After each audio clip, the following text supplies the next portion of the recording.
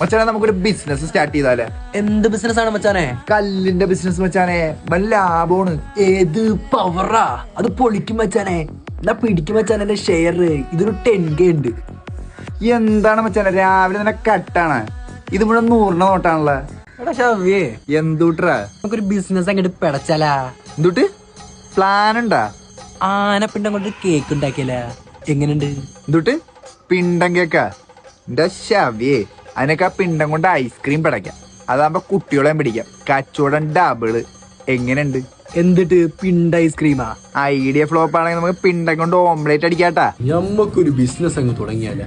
എന്ത് ബിസിനസ് ആണ് ഇത് ഉദ്ദേശിക്കണത്? ഞമ്മക്ക് എണ്ണയുടെ ബിസിനസ് അങ്ങ് തുടങ്ങാം.